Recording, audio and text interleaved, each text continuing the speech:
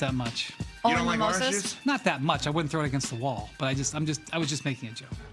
Well, what's your brunch order? Yeah, good question. Here's the thing. I really like a lunch more than a brunch. I totally agree. You know, I just think that it's hard to get a well-cooked egg. I want a fluffy egg. Oh. You know, I don't. So many places like a Bourdain egg. They overcook the egg. It's because you need to do that figure 8. You need to whip it in a certain way. I have no idea what you're talking about, but yes. Yeah, what are you talking about? The figure 8? Anthony Bourdain. Yeah. Made amazing eggs with chopped up bacon, chives, cheese. But when you whip it, you kind of move it in a figure 8 with a fork, and it cooks it in a certain way. It distributes it evenly. It's fluffier. Okay, I'll come. I have a recommendation for you in the area. I'll give it to you once. Okay, good. I want a fluffy egg. I got you. Egg. All right. I'll send you a Wendy recipe. loves fluffy eggs. Trust the 300-pounders when it comes to food. Well, I'm in that boat. And trust me, when it comes, CC, do I know food or do I know food? You do. We are all super fans of the Hoop Collective podcast. We love it. It's normally 3 voices. It's normally Brian Windhorst, Tim McMahon, and Tim Bontemps. There was a 4th voice most recently. You put your son on. Explain. Well, the producer put my son on, but yeah, I mean, you know, I'm at the age where I've been known. I like have my little lectures and sayings or whatever, and you know, one of the things about sports in general, but particularly the NBA, is it's like, and when I make occasional speeches, like this is one of my big things, is that there's always time. There's always time in sports. You know, this is what you say to your 8-year-old or your, I assume, 15-year-old or 25-year-old. When he strikes out in the first inning or, you know, loses a game, you say, well, there's always time. Mm-hmm. Obviously, at some point, there isn't time, but there's always time. That's why people say to me when NBA games are over in the first quarter or the second quarter or after game 1 or, you know, with 10 minutes to go in the game, or if you're down by 22 with 7 minutes left, like the other night, like, yeah, this one's over. And I go, oh, there's always time. So my son has heard me say this many times over the years. And I was at the Knicks game the other night, and he sent me a video after the Knicks got to overtime. My wife sent it. He's 8. And he's like, hey, I guess you were right. They were down by 20, and they're now in the overtime. I guess you're always right. You're right. There's always time.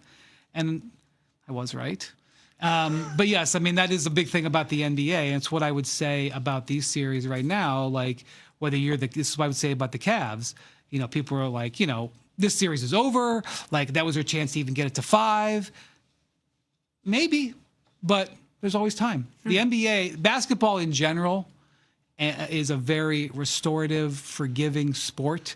The NBA season is extraordinarily long. An NBA game is 48 minutes. It's the longest basketball game in the world. An NBA playoff series, the 15-day window that. What happens in game 1 in the first half is totally forgotten by the second half of game 4, game 7. It's all, there's time. There's time to restore and rehabilitate. And so my son heard it, and, you know, who knows what else he's going to mock me. I think he was mildly condescending. The way he was said saying actions over words to you, I heard also. Yeah, that's one of my other things. Yeah. So, Wendy, there's always time. How much time Kenny Atkinson got? Is he coaching for his job in this series? I don't think so. Here's why. When I was with the Cavs before the game the other night, they were in such a remarkably great place mentally, their players, coaches, and executives, because they're owned by Dan Gilbert, who is from Detroit, lifelong Detroit resident, preferred to own the Pistons, but the Pistons weren't for sale when he bought the Cavs. I think at one point in his life wanted to buy the Lions, but the Lions had never been for sale in his billionaire lifetime. And the Cavs were very close to losing to the Pistons in a very important playoff series. And instead, the Cavs beat the Pistons. Mm-hmm. And Dan Gilbert came in. And Dan Gilbert, you know, 4 or 5 years ago had a stroke, so he's in a wheelchair. He came into the Cavs locker room in Detroit the other night and said, this is the second greatest moment for me as an owner, the other one being the championship. So that was almost like winning 2 playoff series or 3. And so I actually think that the Cavs... Now, I want to say Gilbert was sitting first row the other night and probably, I don't know, but probably was wondering why Kenny Atkinson wasn't calling timeout. So... Oh, he said as much on Twitter. Yeah, he did. Wait, so are you saying if hypothetically the first round was a win against Orlando and not Detroit, you feel like Kenny Atkinson would be more on the hot seat right I'm now? just telling you that there was an incredible level of achievement felt by the Cavs organization. And I actually felt like, in all honesty, of course, it's easy for me to say this now, but after I made my 90-minute loop of the pregame, I hadn't seen the Cavs in the whole postseason, and this is where I do my work. I do my work before the game when I see everybody.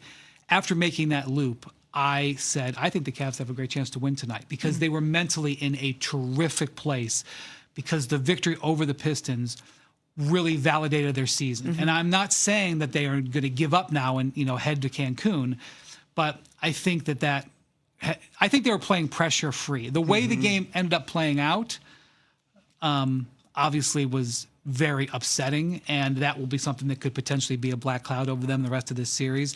But organizationally, I think that they are in a good place. I don't think the pressure exists. In fact, I still think they're playing with not that much pressure. Of the 4 teams left, I think the Cavs are the 4th team. Wow. I don't think anybody looks at them they probably think that they can win the whole thing. But of the 4 teams left, you'd rank them, however you'd rank them, you'd put Cleveland 4th. I think they understand that. They're going to make their best of it, but I don't think they're facing like do or die, is what I'm saying. Are the Knicks number 1 on the pressure rankings?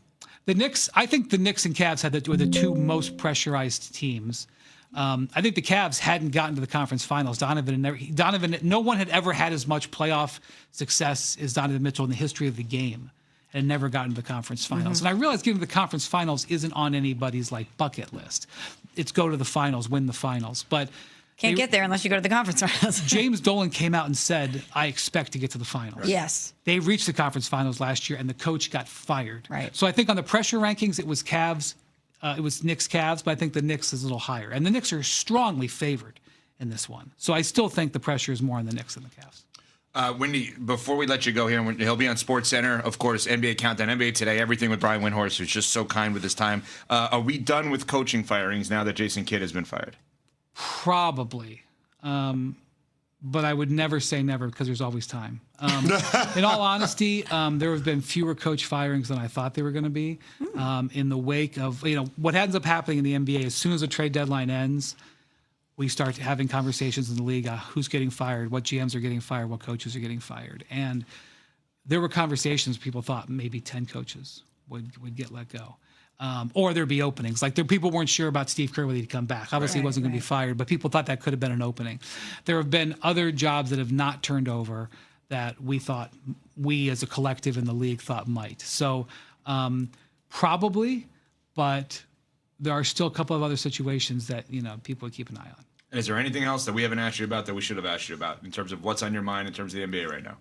I don't know. I last night, watching that game, the level of intensity that was being played by the Thunder to try to deal with Victor Wembanyama at both ends of the court, they were so mindful and intent on dealing with him. It's really amazing to watch. And unfortunately, I almost think that Victor may need to be Superman, especially if Harper is hurt. That game in Game 1 was we're talking about as a top 5 conference finals performance ever. He may need one or two more of those if his guards are hurt. And watching Oklahoma City, this is what I would say to Knicks fans out there. You should try to do everything you can to get through this series as fast as possible, and then do not make plans for June, because the team that comes out of that series is going to be mentally, emotionally, and physically exhausted.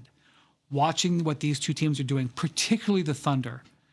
The Thunder and what they're having to deal with Victor is I'm not sure I've ever seen it. And I do not know what kind of condition that they're going to be in at the end of this, even if they win. Oof. Ryan Windhorst. Phenomenal as always. You'll see him on Get Up at 8 a.m. Eastern. We are on Sportsmanlike, presented by Progressive Insurance. Progressive can help you protect your home, auto, boat, motorcycle, ATV, and RV, and more. And if something wasn't mentioned that you had in mind, find out, because it could be covered at Progressive.com or 1-800-PROGRESSIVE, because it probably can be. We're on Sportsmanlike on ESPN Radio. All the dunks,